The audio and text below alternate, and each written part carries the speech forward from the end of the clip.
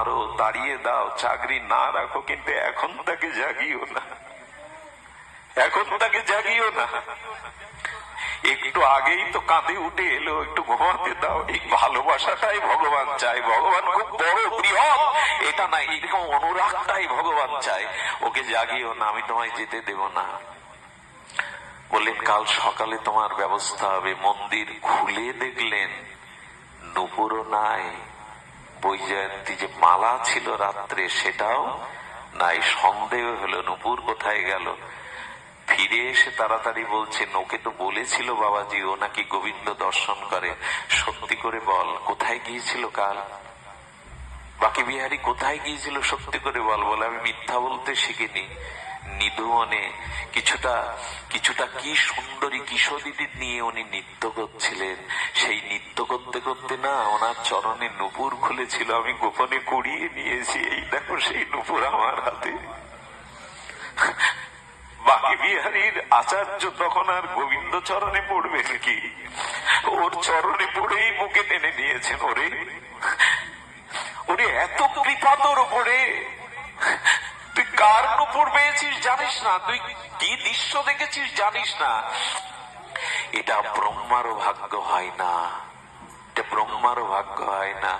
নুপুর পেয়ে মালা পেয়ে পরমানন্দে বললেন, বুকে টেনে নিয়ে বললেন তুই সাধারণ নোস। এই কৃপা সকলের হয় না রে। আজ তুই যে কৃপা পেয়েছিস ধন্য তুই। আপনারা শুনলে অবাক হবেন, সেই দিন থেকে বাকি বিহারীর মঙ্গল আরতি বন্ধ। মঙ্গল আরতি হয় না বাকি বিহারীতে। শুনে রাখুন, একদিন কেবল মঙ্গল আরতি হয় জন্মাষ্টমীর দিনে। বছরে 8 দিন হয়, গ্রীষ্মকালে 8টাতে, শীতকালে 9টাতে।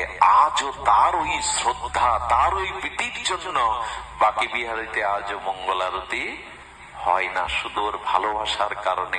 আসুন না একটু সরল হই, এত হিসাবি এত কপটতা কূটবুদ্ধি না হয়ে একটু সরল প্রাণে আমরা ভগবানকে সেবা সুখ সেবা আনন্দটা নিতে চেষ্টা করি। সেবা ছাড়া গৌরীয় বৈষ্ণবের আর কোন সেবা ধর্ম নাই। এই সেবার যে কি মাহাত্ম, আজকে যে ছেলেটা অনুষ্ঠান করছে ওকে দেখে বুঝবেন। আমি জানি না গ্রামের লোক তাকে কোন দৃষ্টিতে দেখুন। 1 বছর ধরে 6 মাস ধরে পাগলের ন্যায় সবখানে গেছে।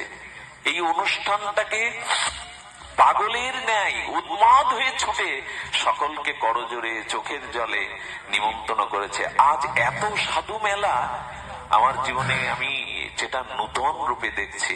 আর সেখানে নাম বলতে গেলে তাদের লিস্ট ফুরাবে না। এরা এক একজন মহারথী, এক একজন ভাগবত আচার্য, এক একজন সংকীর্তন আচার্য।